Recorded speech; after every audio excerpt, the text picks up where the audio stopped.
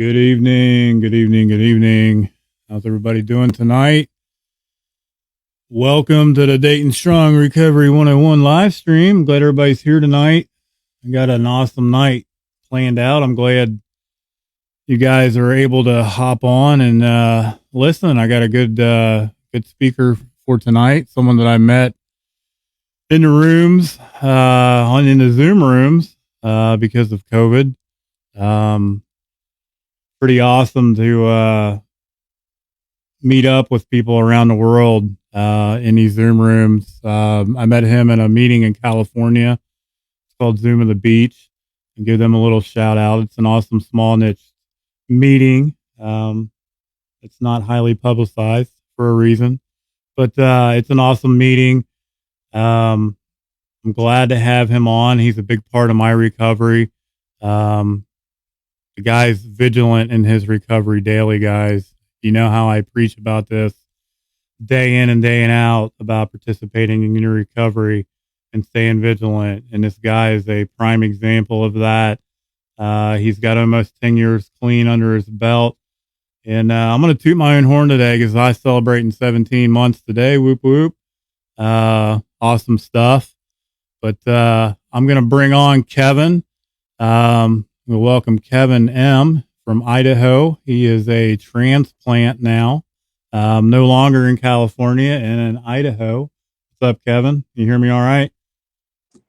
Yeah, good deal. Can All you hear right. me Well, all man, I'm right? going to turn. Do what? Can you hear me? Yeah. We had some audio technical difficulties before we came on, and Kevin was having a hard time hearing me for some reason. But hopefully it'll stay good during the stream. But if he has to hop off and hop back on, what can we do? Life on life's terms, right? Welcome everybody that's coming in. Tanya, I see you in there. Welcome. Appreciate you guys showing in. We got some people on. Kevin, I am going to turn it over to you, brother. I am going to mute myself and let you have at it, brother.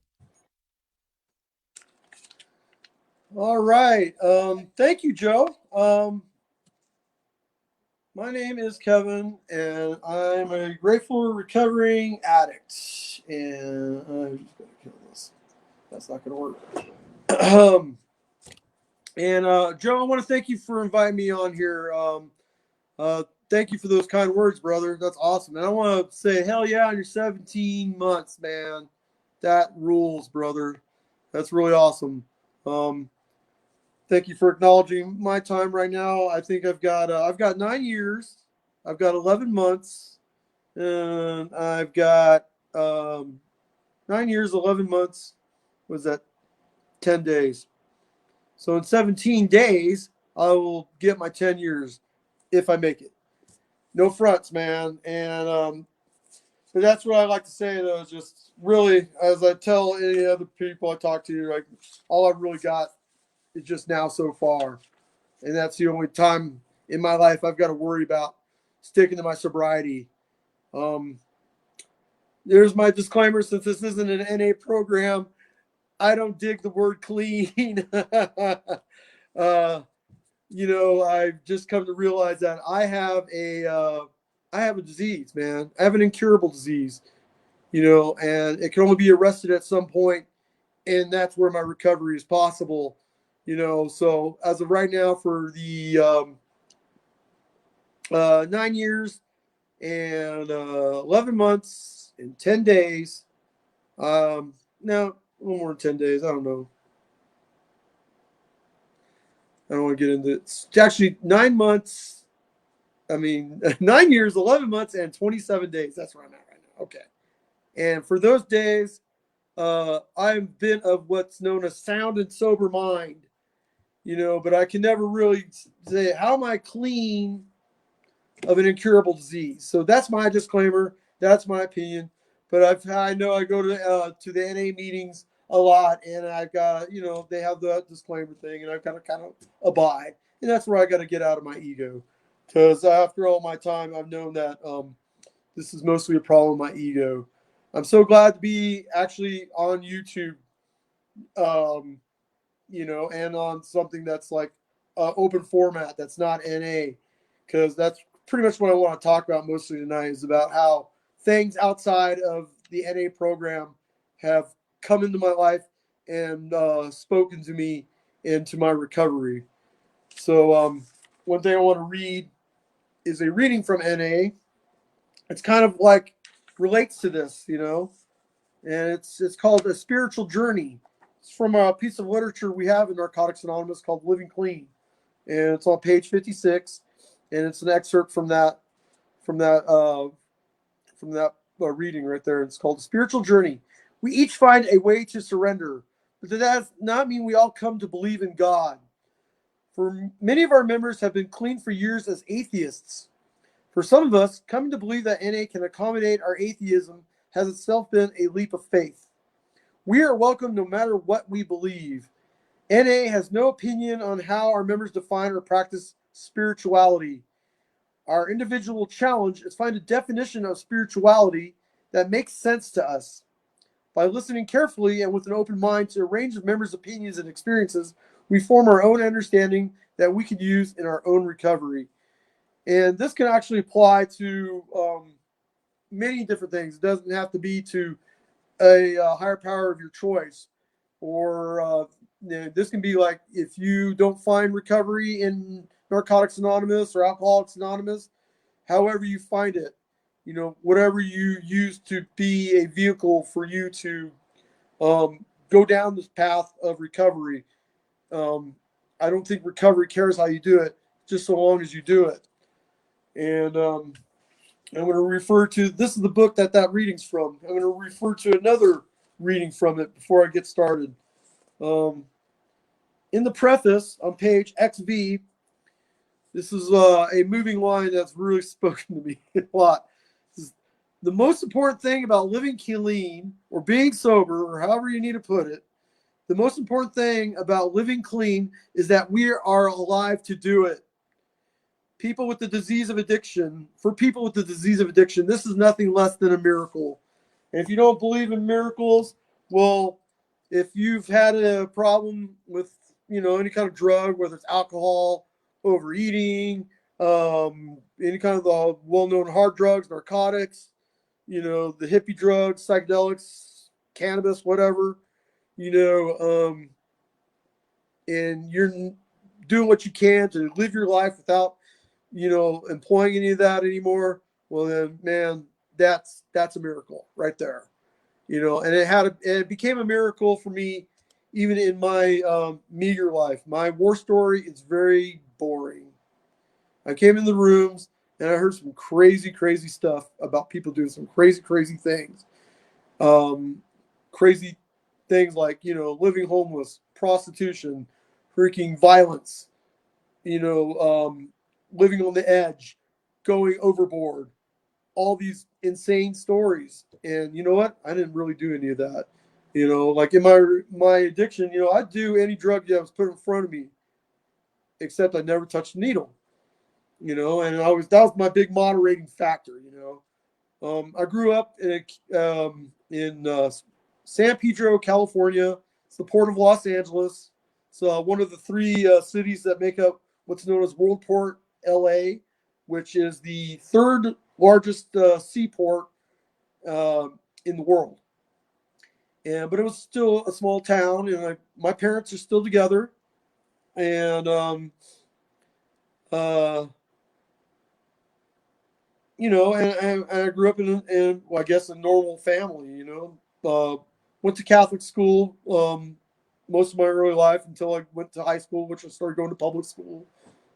Just did the deal in life, but throughout my childhood, I just always had a problem with feeling like I was worth anything or I was acceptable and whatnot. And then, but I remember when I was really young, when I was able to ride my bike, I was probably about 8 or 9. I was able to ride my bike to the store and go get candy. I would like, oh, I'll do work. I have money in my pocket. And I'd just go and just blow it at this candy store, just add all this candy and just eat it all and then have to do it again. So I guess that was probably the precursor to my addiction. But moving along in life, I got married really young, and then my wife, she cheated on me. She cheated on me with a very good friend of mine, and and I just felt really low and down and out in life. And I was like, fuck the world, fuck everything. I hate it all. I would even say things like, oh, my wife loved me, but she just loves sex with my friends more, as a kind of a reference to her. I haven't spoken to her in a very long time. And eventually, doing my step work, I'm going to revisit that comment I just made. But anyways, after that, I moved out of LA. I moved up to Oregon, and I started meeting people who would hand me some pot, and I realized that I could buy a lot of pot for a little money, sell the pot, then I get a lot for free. And I just started. The wheels just started turning. This had to be like 1991, 92. Now I actually know the first day I first smoked weed and got high and crossed the threshold, and that was January 3rd. It was 7 days ago, 1 week ago, January 3rd, 1985. And I want to look cool to these guys around me. So they're passing around a joint, and I smoke this thing, and I'm sitting here holding it in because I don't want to look like a pussy. And next thing I know, I was gone. And I was like, I love this. And from then, man, um, my my disease got triggered. That was when my first true affliction of my disease of addiction really set in. And but then from there, I would always have a job. Always had a place to live. I had a place to live here in Idaho, and I was living in Lake Tahoe at the same time. I had two different places. I pretty much kept up on most of my bills. I was making a lot of money selling drugs, but unfortunately, I was putting it all in my heap of junk cars. I thought I was this really cool, super good guy because I can drive around in my junky cars and sleep in rest areas with my dogs, constantly looking out for cops and everything. And I thought it was really cool because I could spot a cop in an undercover car, at a great distance. There's some great talent. Oh, K Dog, that's my nickname. Oh, he's got the best stuff, and he doesn't step on his coat. And all this was like, oh wow, people like me. I have an identity, and that was like where I was headed with all this, was this identity I was gaining, and that I was, people appreciate me, people want me around. And then it seemed like, well, I don't have to work all that much. I can just go from concert to festival to whatever and just constantly be showing up. And that eventually just weighed on me pretty hard. And so I remember one time I was on a run, and I was out my at my place here in Idaho, and I was bringing some weed to this town, and my front end of my car, it's an all-wheel drive, and the front end went out, and I got towed here, and I went to a junkyard to get another front end, because all of a sudden I'm a mechanic, because I had to get this thing together so I could get here to get there to get to this other thing and all this stuff, and I have all these plans. And come on, God, I got these plans. I got to get these drugs to these people so I can get these money so I can be these places so I can be the cool guy and whatnot. And so I'm sitting here trying to put this thing. I'm under my car, and I'm trying to put this freaking this axle on, and it's just not working. I'm trying my best and whatnot, and I just cannot hold this thing up anymore. Like almost 100 pounds, probably plus. This big front metal axle, and the thing came down. The pumpkin, boosh, and that was about that close to my head. And this thing would have crushed my head, my face. I probably would be dead, maybe. And I was like, I crawled out from under the car. And I mean, I've always believed in God. I've always had a God of my understanding long before I got into recovery. And I came out from underneath the car, and I started raging pissed. What the fuck, God? What the fuck is going on here?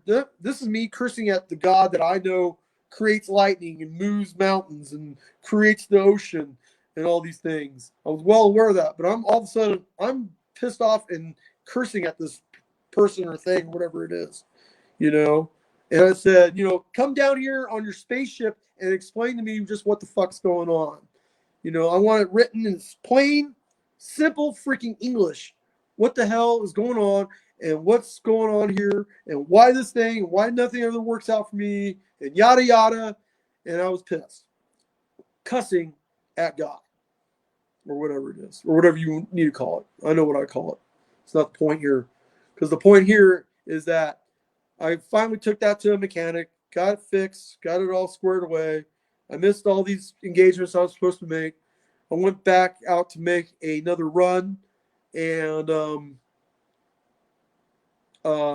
not, let's see, 3 months later, for the first time in my 27 to 25 year career, bracelets. And then from there, I went through the process, got arraigned, got bailed out. My father came up and bailed me out, and and he did it again, even though the last time something like this had happened. He said, "Dude, this is the last time, man." And he came up this time, and he pretty much saved my life. Thing was, is I had my dogs with me, and the dogs were in a kennel. My mom and my dad were like, "Well, we really need to get the dogs." So my dad came up and got the dogs. And he said, "Should we get Kevin too?" I was just like, I'm glad they did get me, but had they not, I would have been cool. I'm glad you got the dogs. I'm the fucker, don't worry about it. But he came and got me. And he sat me down. He says, "Kevin, we love you, man. I don't know what you're doing with your life, but we always want to help you, and we always want to love you. And we're here to help you when you need our help. But we're getting really old now, and we might not be able to help you." And that really freaking hit home with me right there, and I've explained this to them all the time, that statement was like God coming down and explaining something to me. God came down some kind of spaceship or light or whatever, came through my father and said, "Hey, this might not be able to happen again. Are you sure you want to continue this?" And then I went through that process. And then I went down to San Diego because I, lost all the wads of cash I used to have in my pocket. I'm living back in my parents' house, 42 years old, and I'm a teenager again, under my parents' house, under their rules. My income is walking my dogs on the beach and getting aluminum cans out of the thing. And then I have to go to these drug classes because I'm on probation now. And I got all these hoops I got to jump through. So I walk upstairs to this meeting. It's called Noon at the Beach. It's in San Diego. It's like 3 blocks from my parents' house. And I walk in there, I sit down, and I look up on the wall. It was up there on the wall. The 12 steps of Narcotics Anonymous. And I'm like, there it was, man. I guess I asked for it. I want it down, written down in plain and simple English. What the fuck's going on here, God? Oh, the 12 steps of Narcotics Anonymous. So anyways, when I got in, I started freaking getting this piece of paper signed because I needed it signed and whatnot. And then come to find out, hey, there's free coffee here. Hey, sometimes people bring cookies and stuff. Hey, I can hang out here and socialize with people, and I don't have to go to a bar because I ain't got no money to go there anyway. And Narcotics Anonymous is totally free. If you got a buck or so, or whatever, Seventh Tradition, or whatever a program you go to, I'm sure they got the Seventh Tradition. Hook them up, And but from there, I started actually listening to this stuff, and I came to realize, what do you mean get a sponsor? I've been snowboarding all this time, and I heard about people who have sponsors and whatnot. So somebody's going to pay me to come here or something? What? I'm doing a card, and this guy's going to foot my bill or something. And came to realize it's just somebody that I got to get to know and trust when I get ready to freaking do these steps. Because I thought, oh, you mean there's something more than just reading them up on the wall? And soon, I started doing service. I started participating. And I kind of realized that, wow, I haven't done drugs in a while. This feels pretty good. This feels pretty interesting. And I really like listening to these stories. And then I started talking, and I didn't sound as good as some of the people in here, like Joe, and whatnot. But I just started sharing, And then when I stopped trying to sound good and sound profound and make everybody laugh and all that nonsense. Excuse me. Oh, these are my new tall boys. It's Arizona iced tea with no sugar. So just to let you know. All right. Anyways, um, I just started listening that maybe I should just talk about what's really going the fuck on with me. And I did. And when shit was down, I fucking talked about stuff that fucking bothered me. And I even cried in the rooms. And I sat there and understood why other people were crying in the rooms and why stuff was weighing heavy. And I heard these crazy stories. And I was just like, wow, I can't imagine. I can't imagine myself doing that. But then again, I got to realize that though I'm not, I'm a pansy addict. I've not been really around the block. You know what I am? I'm an addict. No different than anybody else in that room.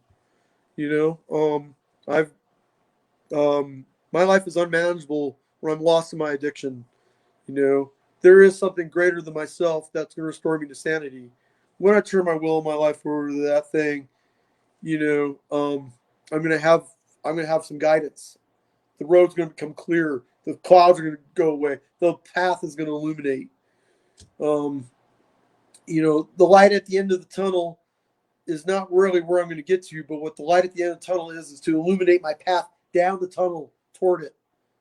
And then I had to make a list of my moral inventory, and then I had to find. I had to come willing to understand the exact nature of my wrongs so I can share them. And then I had to deal with my character defects, and then I had to be willing to have my shortcomings taken away. And right there, they say that what's shortcoming, what's character defect. I just heard recently a thing that a character defect is seeing that a car has 3 wheels on it, and a shortcoming is getting in that car and driving it anyway. And I'm like, that's got to be about the best example I ever heard of that. That's awesome, because that's what I do. I got this freaking ego thing going on, and it was weird because when I was in jail, long before I started going to NA, I read this book, and since I'm not in an NA forum, I can say it's by Eckhart Tolle. It's called A New Earth, and this book is about depression, and this book is about how depression is actually a concept of being egomaniacal. It's part of my ego, thinking that I'm worse off and lamer than everybody, and I'm uglier than everybody, and nobody's gonna like me, and I'm not attractive, and all this shit is a ego problem. And uh, and it's and wow, and that is all about being here now and not getting caught up in my bullshit from my past, or my resents or whatever from my past and my fears of the future, but being right here now and getting out of the story and being present is one of the keys to deal with my depression and deal with with the low self-esteem and all this stuff. And that was kind of interesting. Now come along, I get into recovery, and I get down to, because eventually I had to make a list of the people I became willing to make amends to, and I ended up being the first person on that list. And then I had to become willing to make amends to these people that I was able to, as long as it doesn't hurt them or myself. And it was hard to look me myself. I actually looked in the mirror and made amends to myself. And then there it is for me, all y'all in recovery.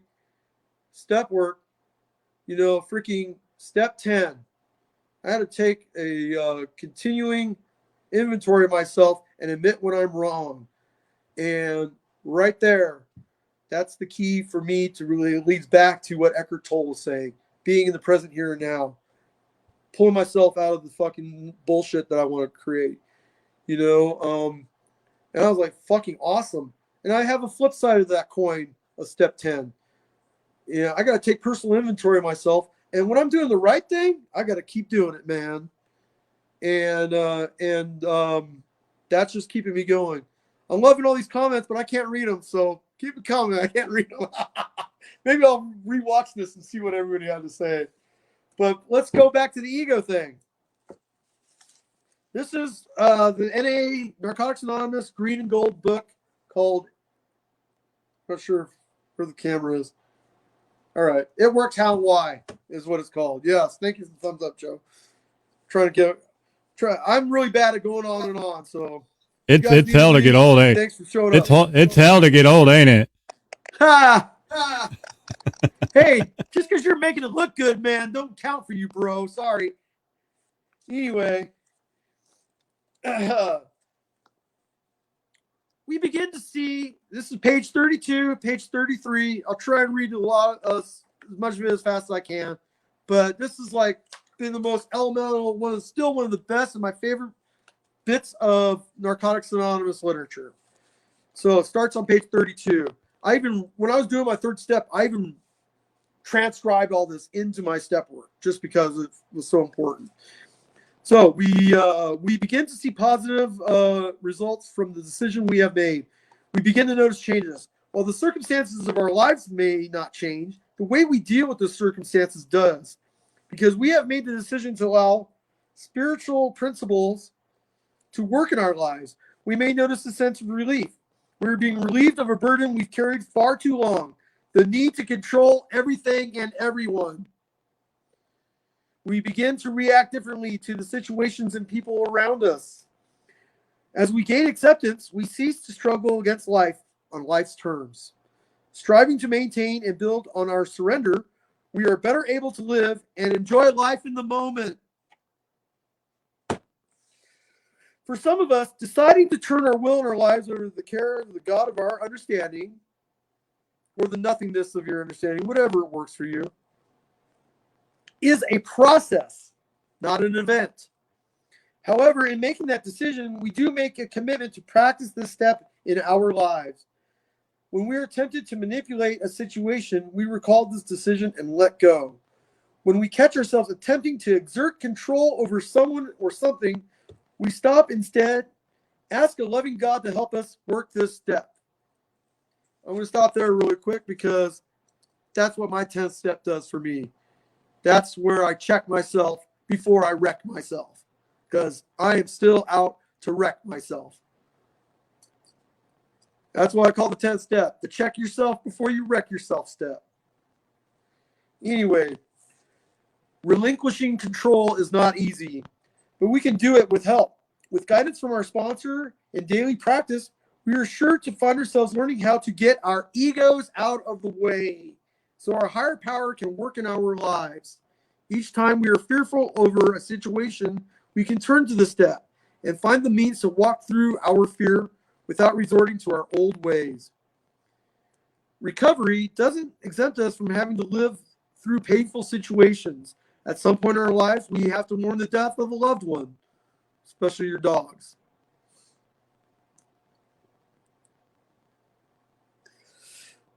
Deal with the end of a relationship. When such things happen to us, we hurt, and no amount of spiritual awareness will take our pain away. We do find, however, that the caring presence of a loving power greater than ourselves will help us get through our pain clean. We may find that we are able to feel our higher power's presence in the group, in our friends, in talking to our sponsor. By tapping into that power, we begin to trust and rely on it. We can cease questioning why painful things happen and trust that walking through the difficult times in our lives can strengthen our recovery. We can grow in spite of our pain, or perhaps in response to it. Great book, folks. I love it. Thank you for sparing with me. And then so I kept doing this process because eventually I had to through prayer and meditation, improve my conscious contact with this power greater than myself. This moment of checking myself before I wreck myself. However I do it. If I have to say, Kevin, you're fucking doing it again, stop it. I'll do that. I'll start reminiscing stuff in my head. Say like the situation around when my wife left me. Excuse me. And I'll still replay that. That freaking happened 30 freaking years ago. And I still replay it like it happens yesterday. And I got to say, Kevin, stop doing that. You're driving a freaking propane truck. You got 2,000 gallons of bomb behind you. You're on an icy road. Why are you fucking thinking about this bullshit, dude? Seriously. And I didn't say the word God. I didn't say anything. I didn't do anything NA. I just said, Kevin, stop fucking doing this right now. That's some check yourself before you wreck yourself stuff that I have to do. You know? And a lot of times I do say that serenity prayer. Grant me the serenity to accept the things I cannot change and the courage to change the things I can. What's the one thing I can always change? Me. My fucking attitude. My approach. My ability to freaking stew in it or get the fuck out of the stew pot. You know, and when I get out of the stew pot, don't jump in the fire. Just get on the counter and dry off and walk along the counter. Whatever the hell this image is making for you. I'm just saying, you know, my depression, my ego, my disease, my addiction wants to put me in the stew pot, reach out of the stew pot while I'm in the stew pot and turn the freaking heat up. And that's all me doing that, you know. And so then eventually, you know, I had a spiritual awakening as a result of doing these steps. And the very first steps I had a spiritual awakening from doing was I took the stairs. I have to step with my feet and walk through the threshold of a door into a room of Narcotics Anonymous, even if it means walking across the grass to a park. I have to step over to that meeting. You know, those are the do the steps or die, motherfucker. If you are new in whatever your recovery program is, AA, NA, CA, this A, Al-Anon, WADA, Smart Recovery, whatever. You know, you had to walk. You had to do those steps to walk from where you were into this new thing, into this different thing. You know, those are, they say in these meetings and all the old schools, do the steps or die, motherfucker. Well, I mean, they do mean to, you know, get the book and write the steps, share it with your sponsor. But originally what it means was you got to walk out of your old life. You got to walk away from your old thing. I do. I've got to walk. I had to walk away from my own thing. Sorry, I didn't mean to say you. I mean me. I had to walk away from my old life. I had to walk away from my old thinking. I had to walk. I had to do the step away and step into what the heck's going on here. And you know, and I'm finding a new way to live. Like that reading said, you know, NA has not given me a new life. NA has given me a way to live my life right now. My life. This is my life. You know, I wasn't just reborn. I just changed directions, which means I got back on the path of my true life. You know, and it's given me a way to stay on that path. It's given me a great pair of shoes to walk on this path. You know, it's given me the headlamp when that path gets dark. You know, and that's what I'm doing. And, you know, and since doing that, I'm finding a lot of things in my life because I've liked a lot of really cool things. And I think, oh man, when I do that, I want to fucking smoke some weed. Like when I had a kayak in my parents' house and I would go out and I would go fishing out in Mission Bay. And it was so awesome to not be doing this. And is that the Coast Guard? Oh, is the water going to get on my thing? Am I going to drop my pipe? Oh, my fishing pole. Oh, what? I've been sitting here in the beautiful bay. Every now and then I'm actually doing this. But I'm doing this. I'm casting line. I'm not worried about the Coast Guard finding weed in my kayak. Oh, they're going to seize my kayak. You know, I'm not fumbling. I don't need that. I'm like, wow, I don't need to smoke weed right now. This is cool. And then one of the hardest things for me to do is go play disc golf. I love disc golf. I'm terrible at ball and stick golf, but I love disc golf. But man, what a trigger to freaking not have to feel like I have to go, oh, I'm over here looking for my disc. You know, I didn't have to have a freaking 6-pack of beer in my bag anymore. I can go play disc golf. And since I didn't waste so much time trying to get high and playing disc golf, I could probably throw another round too. And man, music, concerts, shows, unbelievable. I would I started going to shows, man. And I remember 2016, I'm back up here. I had to bring a van back up here to Idaho from San Diego. It's 2016, so I'm like 4 years, clean, sober, whatever you need to call it. We're just synonymous to me, so I'm going to use them synonymously. I went to the Gorge up in Washington and saw a band and I love. The band's called Fish, and I'm up there. The scene's back. I'm in the lot. Wow, awesome. This is great. And I thought, God, I really want to do some freaking mushrooms right now. And I did what I thought I'd never be able to do. I called a friend of mine who's been sober. I think he got sober in AA a few years before me. And I called him up, dude. And I said, dude, I really want to get high right now. And he says, dude, fuck that shit. You don't need that. You know that. And I'm like, all right, bro, thank you. I'll think about it. I fucking rolled around the lot and I went to the show. And somewhere about 3:30, 4 in the morning, I got this crazy cool hat on. I've got incense sticking out. I got some kids who at the most are half my age. And they got their Bluetooth. We're boogieing out some EDM. 3:30, 4 in the morning, man. Boogieing out to EDM. And I'm sitting there dancing along. I still have my clean date. Clean date you have now is the best one you're ever going to have. I have a friend, his name's whatever, and he's at a meeting that I used to go to. And they always say that clean date you have now, which is hopefully your last clean date. Because just because you have some time in doesn't mean you're subject. Just because I've been here this long, 9 years, 11 months, 27 days, just because I've been there this long doesn't mean I'm subject. I'm cool.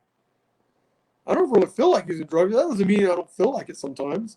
That doesn't mean I'm gonna wake up and, oh, where the fuck this come from? And that's why I'm an addict. I gotta understand that. All I got is right now so far, and that's subject to change. It's a milliseconds, a parsnip of a thought. And all this time, all this effort, all these long speaker meetings I do. Thank you guys for bearing through me with all this, and so I gotta, stick around. And then, I start reading books, and one of my favorite astrologers wrote various books. I'm reading one of his books. And this is kind of long. Sorry. You can leave. I'm going to keep going until Joe throws me off the freaking screen. But I'm reading this in this book, man. And what's cool is this is what's cool about this right here on YouTube. This isn't NA. This isn't AA. This is just Recovery 101. All America, all world, global strong. Straight up, Dayton. Right on, dog. That's right. We're all strong together, unified and strong, yo. And serene. That's it, brother. Read away. Read away. Here we go. So I'm reading this book, man. And this is what it reads.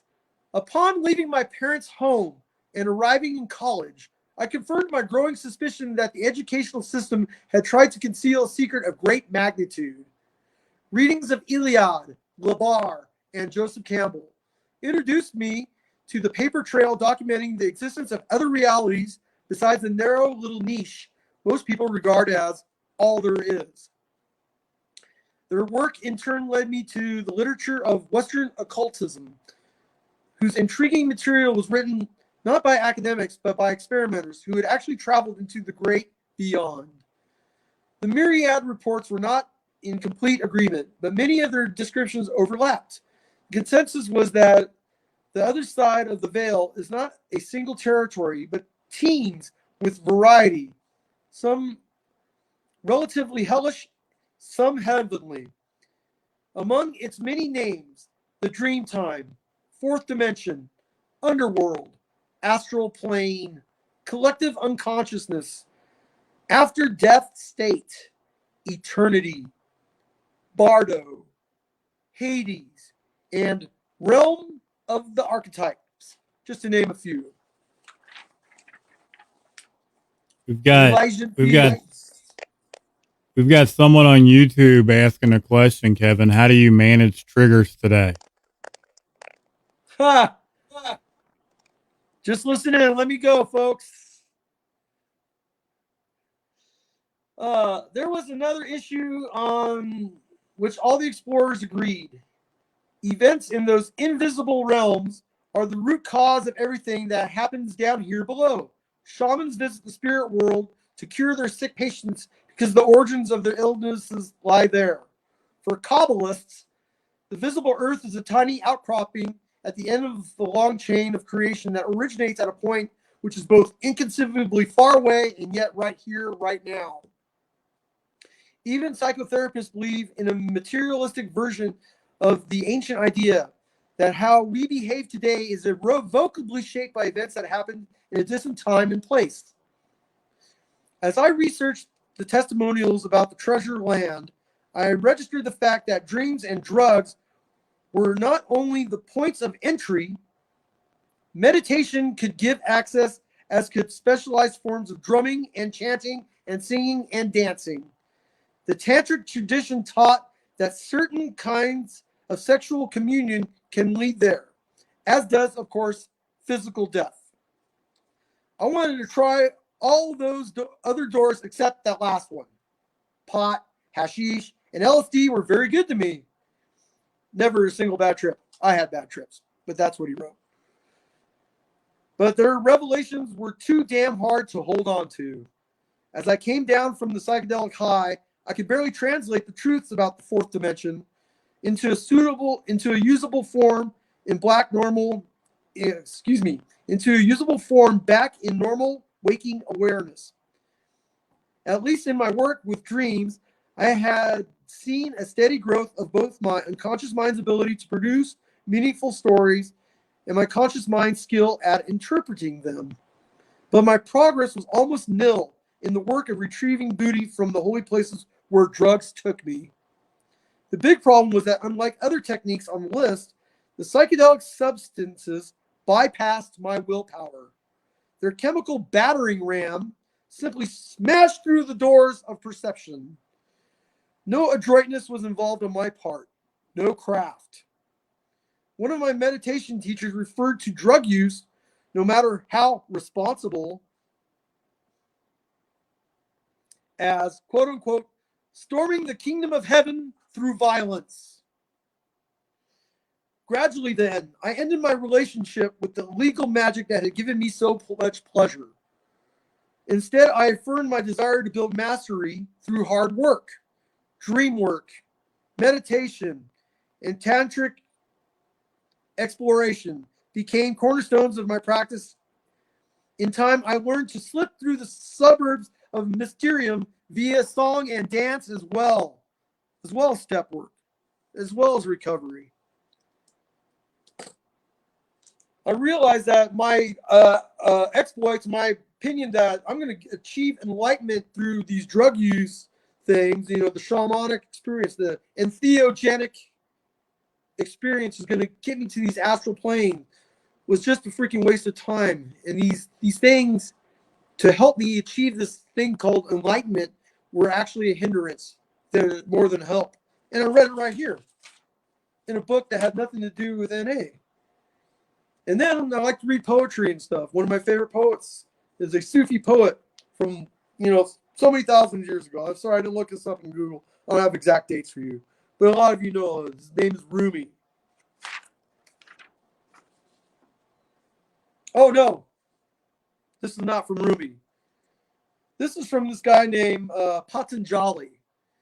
Patanjali was the inventor of yoga. Patanjali lived a couple 1,500 to 2,000 years before Jesus Christ showed up here on this planet. And I was reading out of a book called Enlightenment from him. Check this one out. When one is freed from the binding influence of desire, one can focus without distraction and choose naturally for what one really wants. When desire is not undermined by addictive or compulsive behavior, it naturally flows in concordance with the forces of evolution. This leads to fulfillment in every area of human concern.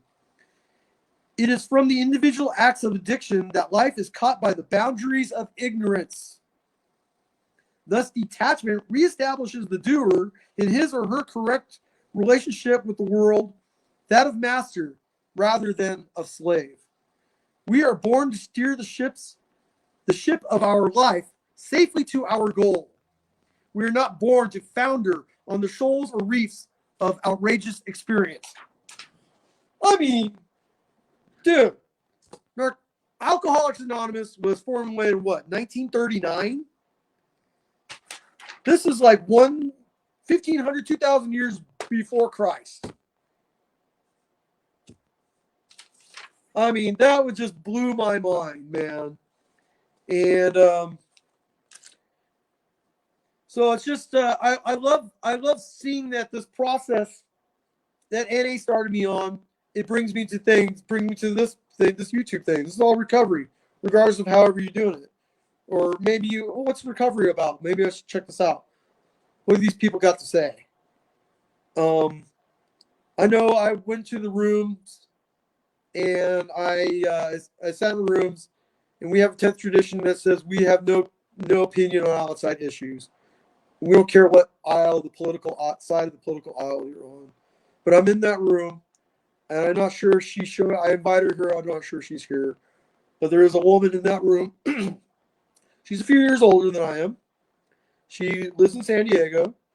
She's well-to-do. She has a very nice car, and she is full on other side of the aisle from me.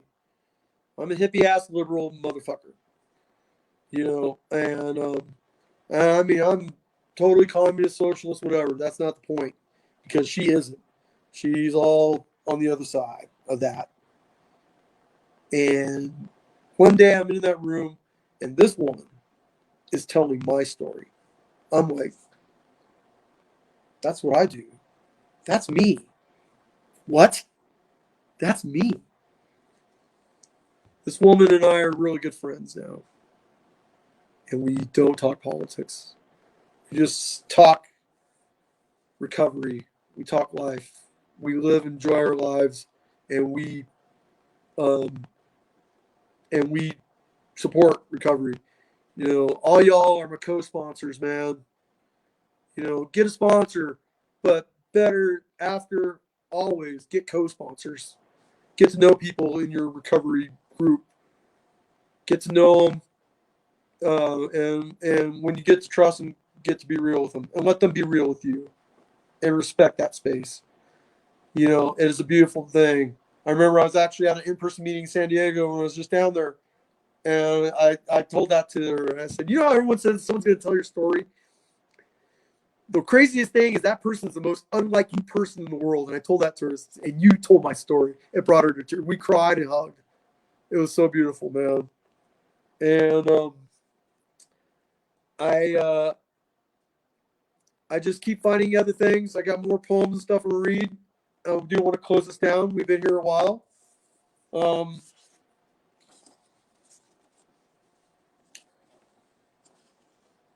So I have some things, I got a question,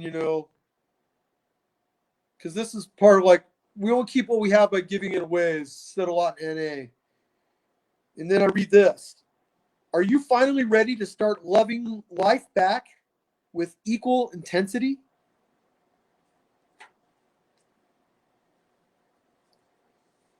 Are you ready to start loving life back with equal intensity? When I opened up and realized, there's a loving and higher power greater than myself, and I can see that, okay, yeah, I have this entity that I focus on, but I have this group, I have this recovery, I have these people willing to sit here. I have Joe freaking inviting me on here, and that dude is cool. We've never met in person, man, and I know that I can call him, and I hope he knows he can call me if you need to talk. I'm ready to love back with this equal intensity, man. And then I just want you guys to be aware of some things about life. All of creation is conspiring to shower us with blessings. Life is crazily in love with us, brazenly and innocently in love with us. The universe always gives us exactly what we need, exactly when we need it. The winds and the tides are on our side forever and ever. Amen. Ah, woman. Ah, yeah. The fire and the rain are scheming to steal our impossible pain. The sun and the moon and the stars remember our real names, and our ancestors pray for us while we are dreaming. We have guardian angels and thousands of teachers, provocateurs with designs to unleash us, helpers and saviors we can't even imagine, brothers and sisters who want us to blossom. Thanks to them, thanks to you for my recovery, thanks to them from whom the blissful blessings flow, we are waking up. Spiritual awakening. It's right there in the 12 step, and it's right here. And it has nothing to do. Some hippie astrologer wrote this great book, and it has all these great things in it. But wow, that speaks to my recovery. And I hope you find something out there that speaks to your recovery. You know? It's another one. Now, this is the Valentine I sent out. A lot of people here might have gotten one yet. Joe, you're going to get one year this year.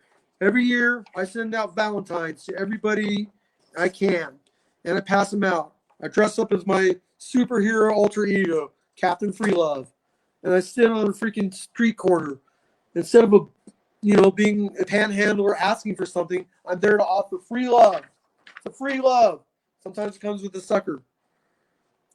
Can't send them suckers in the mail anymore because the post office wants to charge me $4.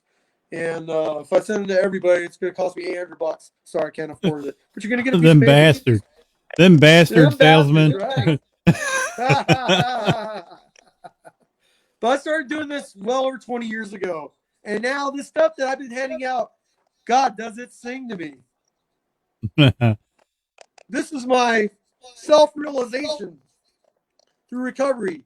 Because now that I got the drugs out, like I said in this really long reading, I got into song and dance and other things. I'm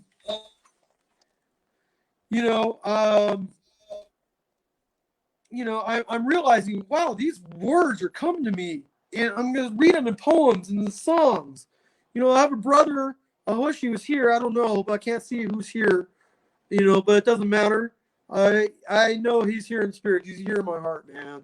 And we always talk about the Grateful Dead. I saw 10 actual Grateful Dead shows in my life. I know people seen hundreds.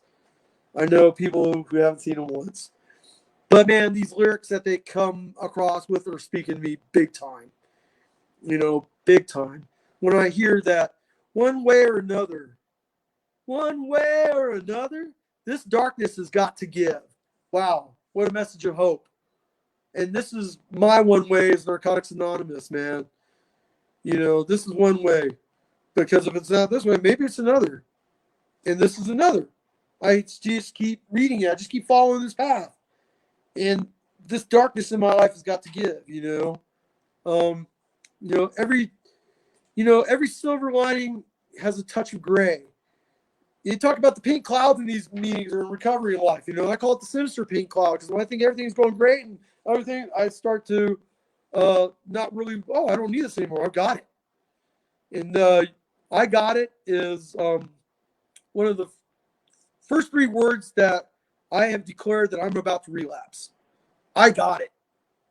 And also about the sinister pink cloud is that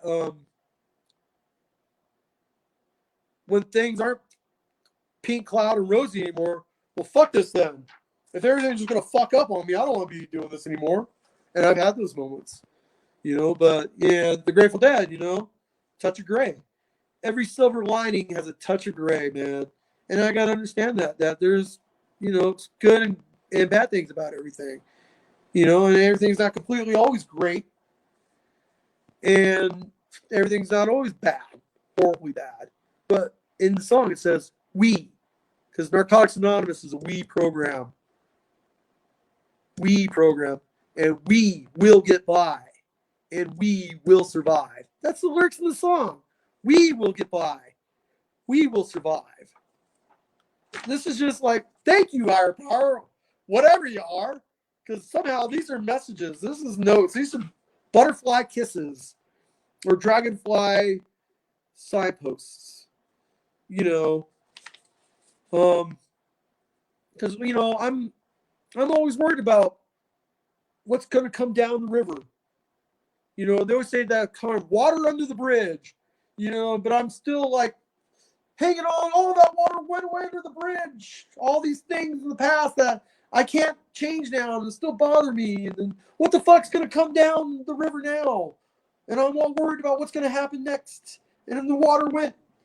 And then I realized through recovery, you know where I am? I'm on the bridge. And what does the bridge do? The bridge is usually going in a different direction than the water I'm worried about. And that's when I got to realize, 10th step, I got to be here now and just keep walking the path that this bridge is on. And not be overly concerned about the flow of the water. So as I come to realize that, excuse me, I'm worth something. I'm cool. I'm all right. I have value.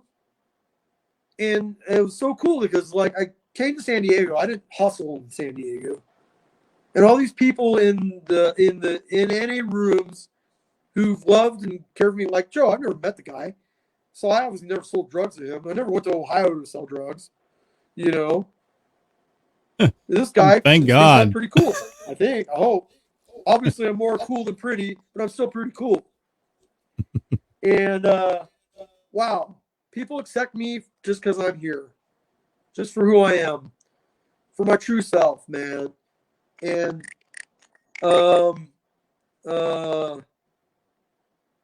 that acceptance is helping me to. That's what they say around here. We're gonna love you until you learn to love yourself. And they also said around here, fake it until you make it. But then in this Living Clean book you read, that's not so good. That might help for a little bit, but that's not what we're here about. We're not here about faking anything. I'm not here about, I'm here to get real with my feelings and get real with my life and get real with my truth, man. Because on this Valentine, I hope to give it to you all at some time.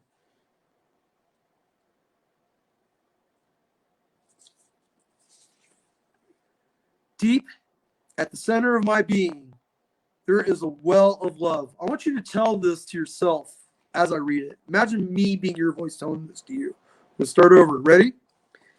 Deep at the center of my being, there is an infinite well of love. I now allow this love to flow to the surface. It fills my heart, my body, my mind, my consciousness, my very being, and radiates out from me in all directions and returns to me multiplied. The more love I use and give, the more I have to give. The supply is endless. The use of love makes me feel good. They say that me feel good. It is an expression of my inner joy. I love myself. Therefore, I take loving care of my body. I lovingly feed it nourishing foods, beverages. I lovingly groom it and dress it, and my body lovingly responds. This is my addiction. My additions. I lovingly recover my body from its past. I lovingly do recovery. I provide for myself a comfortable home, one that fills all my needs and is a pleasure to be in. I fill the rooms with the vibration of love that all who enter, myself included, will feel this love and be nourished by it. I love myself. Therefore, I work at a job that I truly enjoy, or try to. I truly enjoy doing. One that was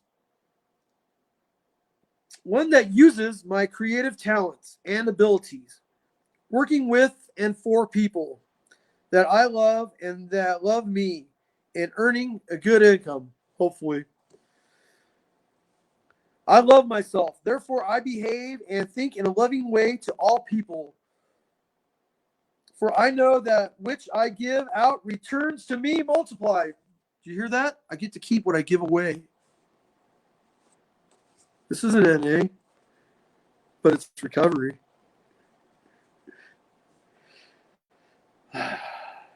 I only attract loving people in my world, for they are a mirror of what I am. We program. I love myself, therefore I forgive and totally release the past, all past experiences, and I am free. That right there, that line, I'm going to read it again real quick. I forgive and totally, I love myself, therefore I forgive and totally release the past and all past experiences, and I am free. That, my friends, is step 5, 6, 5, 6, 7, 8. 8 when I put myself at the very first person at the top of my 8th step, and then 9th when I was the very first person that I made amends to. That sentence right there is those 3 steps, those whatever steps, you count them. I've been here too long. I'm not going to sit here and get the numbers right, because I love myself. Therefore, I live totally the now, experiencing each moment as good and knowing that my future is bright and joyous and secure. That's 10th step. For I am a beloved child of the universe, and the universe lovingly takes care of me and forevermore. And so it is. And that last line right there is steps 1, 2, and 3. I just love this, man. I love this life. I love all of us. I love all of you, whether you're in recovery or not. And I'm learning to love you even when I freaking can't stand you. Society, people, traffic, people on the other side of the aisle. People on my side of the aisle are like, what? Really? Chill it. And I'm so glad that I'm doing this. I'm so glad you're all here to listen to me, man. Thanks for bearing with me for all this. I got more poems. I got more stuff, but I think we're going to shut it down now. You've had so many comments. Brother, you have that gratitude prayer, don't you? That's not the one in the just for today, but that other gratitude prayer. Yeah, it's here on my phone. For being here. I want to thank Joe for asking me to be here. I want to thank you all for my recovery. I hope you find a path away from the drug use, away from the addiction, away from the overeating, away from the character defects, away from the pain, away from the self-inflicted misery, away from the low self-esteem. I hope you find that path. I hope you find that path. And I hope you realize, like I have, or I just realized that I think I found the path. It feels like I'm a pretty good path. And that this path is a journey. It's not a one-time event. This is a process. And so thank you very, very much for your time. As again, I go on and on and on. I can keep going on, but I'm going to let it go there. Joe, namaste. Namaste, everybody. Thank you for having me. I think Joe's got this really cool gratitude prayer that I love. He throws it up, and when he leads the meetings, he likes to say it. So I'm going to ask him to say it after this, and I'm going to bid you all adieu. And then I'm going to probably come back in a day or two, and I'm going to watch this again so I can read all your comments. Can you hear me? Can you hear me okay, Kevin? I can hear you. I'm going to shut up so you all can hear me a lot. There, there was a few comments that I wanted to go back and read before I close it out. Um, Someone had said to please tell Kevin that he really taught his little sister something tonight. I needed to stand on the bridge. Holy shit. So you may know who that is. It says YouTube user, but you have a little sister. She's listening, and someone wanted you to comment real quick before we close out. Make it quick. They were asking about triggers. How do you handle triggers? That's an important question, and I wanted to ask you. I don't know, man. I don't know how I handle it. I've had extreme willpower, man. I mean, on the 5 days ago, I celebrated 24 years off of cigarettes. And I just smoked a cigarette on January 5th, 1998. And I smoked this thing, and I said, I just quit these fucking things. And I kept putting it in my friend's face. And I said, you see this? You see this? Horribly, it was a freaking Marlboro 100. Marlboro Light 100. And I'm smoking this thing. I put it in his friend's face, and I just said, you see this? You see this? He's like, what? I said, you kept badgering him with that.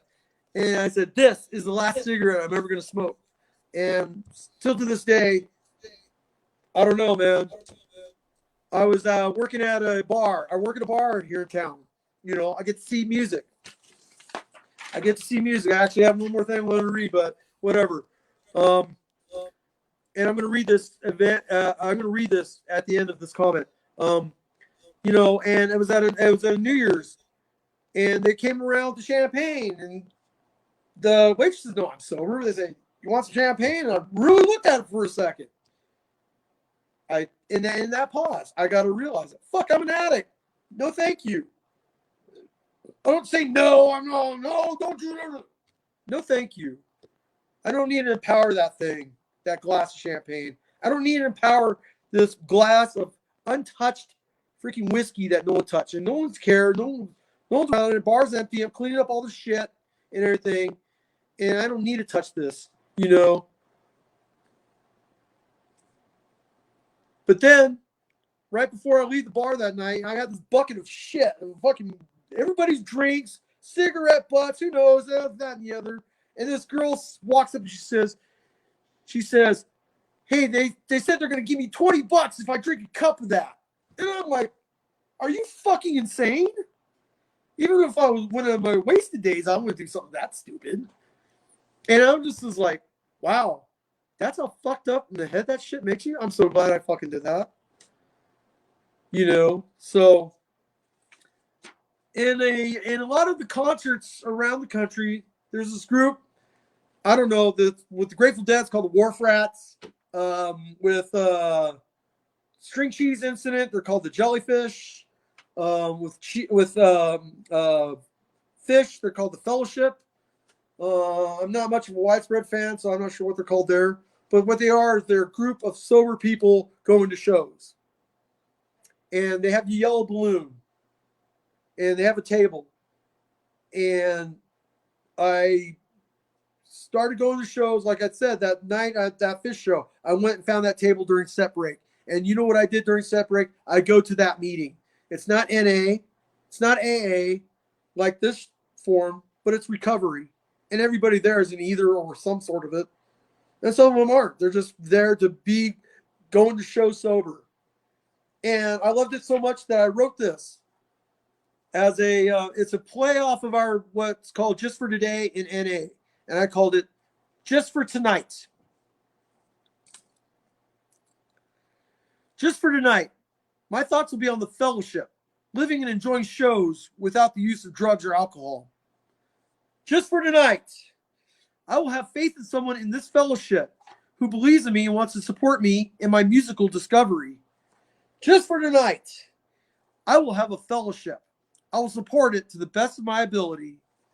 Just for tonight. Through the fellowship, I will try to get a better perspective on living, loving music, and going to shows. Just for tonight, I will be unafraid. My thoughts will be on my new associations of the fellowship. People who are not using drugs or alcohol and have found a new way of enjoying music and life. So long as I follow this way, I have nothing to fear. just for tonight. So how do I do it? I just don't do it. I check myself before I wreck myself in that moment. Because right now, fuck the 9 years, fuck the 11 months, fuck the 27 days. All I got's right now. They say at the end of the meeting, a lot of meetings, oh, if you're more clean, raise your hand. I never raise my hand. To show the program works. You know what shows me the program works is when somebody who's having a bad day, I don't really want to be here right now. I don't want to share it, but they share it and they get it out. And they share the pain that they're going through. Because somehow sharing it in this group of people, that magic, that vibe, helps them, even if it feels a little better. Because the tiniest little bit better is way the fuck better than any worse. Any better is way better than any worse. And I've had to do that. I just fucking right here, right now. I gotta be sober right now, so far. Because that's all the time I got. I woke up this morning at 7 a.m. That's 13 hours from now. That's all the time I've got. You know, sometimes I got to wrestle with freaking using dreams. Thank God I wake up and I found out, oh God, that was just a dream. But when I'm awake, I get out of that bed. That's my spiritual awakening. It's also my physical awakening. You know, and it can be, I suffered. They say in a reading, why are we here? We suffered. No, I suffer from a incurable disease, but it can be arrested at some point, and recovery is impossible. And right here, right now is the point. I've got to arrest it and make my recovery, whether it's on some hippie literature, astrology, Narcotics Anonymous literature, meetings. I've got to make that possible. And that's where I make my recovery possible. That's the point I make my recovery possible, is right now. And that's where I've got to rest. Because the instant I'm not actively in recovery, I'm actively back in addiction. In those thoughts, you know, the prelapse thoughts. I think many of us know, I've heard it in many shares, you know, the prelapse. There's the relapse, but there's the prelapse. And the prelapse is the stuff where your ego starts saying, chill. Oh, you don't need to do that. You don't need, I'm tired. I don't need to work on my steps tonight. You know, that's the prelapse. And I've got to avoid my prelapse because I'm doing good. And so far, I've avoided my trigger. So far. But that I got to stay vigilant. Like Joe was saying to me, I stay vigilant as best I can. And you just got to fucking do it. Like I did. I called this guy. I never thought I'd call somebody and say, hey, dude, I feel like doing drugs right now. You know, I didn't need to make that call. All I had to do was just say, hey, give me some of those fucking shrooms. And I made the call. I don't know what triggered that. But thank God I did it. Because, see, here's a lot that I've been going on, but I'm going to try and make this utterly quick right here. Is a lot of times I pray. I pray to myself. I pray to this thing I call my, whatever I call it. I pray to it, man. And I say, okay, what the fuck's going on here? I'm, a few months ago, February or March or whatever, I went to one of the first concerts post-COVID because we thought it was gone away in Wyoming, right over here in Jackson, Wyoming. And I'm at this cool concert. All these Grateful Dead like bands and cover bands and people I know bands are playing. And there's all these beautiful women, you know, and I'm the lonely guy. And they all got their beer in their hand. They all got their fucking vape pens and all that shit. And I'm like, God, man, just help me out here, man. What do I do? What the fuck do I do? And I prayed on that, you know. And then several hours later, because I was working at my friend's tie-dye booth. So several hours later, way later in the evening, all these dudes I used to know come in. And they're like, bunch of fucking Yetis, dude. Yetis, straight up. And I realized for a second, I said, you know what? If I was wasted, I would know exactly what the fuck they're saying because I have no fucking clue what the hell they're saying right now. And I just realized, holy fuck, that's what I was like. And it's so strange how I just need to be patient with this thing, this concept, this semiotic variable, whatever you need, the grand nothing if you're an atheist, the group, your sponsor, the doorknob. I got to be patient with it. I've just got to be patient with it because the answers soon come. Like I said, the thing will crush my head. And God wasn't pissed that I got pissed at God. Come the fuck down here in a spaceship and tell me how this works. And that was in like August. I was arrested in October. That was 2011. I got the words I had asked for written down as I asked in May, or I don't know, it was April or May, when I first went to my in-person Narcotics Anonymous meeting and saw the 12 steps. So find something that works for you, man, and work it, buddy. Thank you very much, man. May Kevin, I appreciate it. As mine has blessed me with all of you.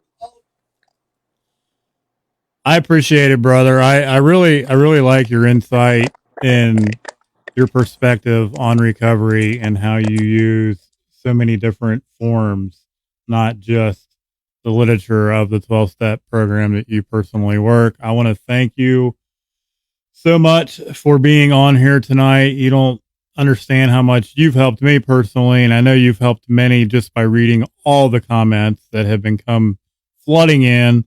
You're a spirit animal to some, and you are no longer, just FYI, you are no longer Nancy negative. You are no longer Nancy negative. You Come are on, Captain Nelly. Free. Come on. No. You are now You're negative Nancy all day long, motherfucker. You're Captain Freelove now, brother. It's changed. You are definitely Captain Freelove now. That was freaking great. That was amazing. I have to have you back on here again. Captain Freelove, bro. I've got it. This would be great. I appreciate you being on here tonight. I want to thank everybody for hanging in there and listening and participating in your recovery, not only mine and Kevin's, but everyone's recovery. Stay vigilant, like Kevin said. That is the utmost important. Share open and honest. If you're having a shitty day, share. If you're having a great day, share. You guys know I'm big on gratitude. Try to wake up with that attitude of gratitude daily, guys, and change that mindset from a negative one to a positive one. Get out of your head. Get out of that stinking thinking and try to have that attitude of gratitude daily. It helps me tremendously. It helps many tremendously. And I have a choice whether I want to stick in my shit, stay in my shit and let it eat me up and consume me all day, or I can change my thought process and my attitude and let go and let my higher power do the work or do the driving, and I have to put in the work. Living clean. That's it, baby. I'm going to end it. Kevin requested the gratitude prayer that I like to say in a Zoom meeting, at the end of a Zoom meeting, usually when I share my experience, strength, and hope. That's the Noon at the Beach meeting. Kevin, you have worldwide audience tonight. It's awesome. I've seen South Africa in here tonight. It's amazing. It's amazing how this reaches around the world and the beauty of the WE program and the therapeutic value of one person, one addict, one alcoholic, helping another. It's beautiful. There it is, baby. Love. All right. Once again, thanks guys for tuning in. I'm going to end it with the gratitude prayer. For those that have never heard this is an awesome prayer.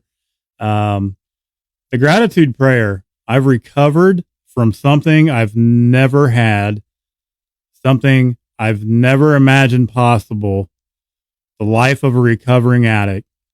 Thank you, higher power, and more than words can say. Amen. Thank you each and every one for being on here. Kevin, brother, I love you.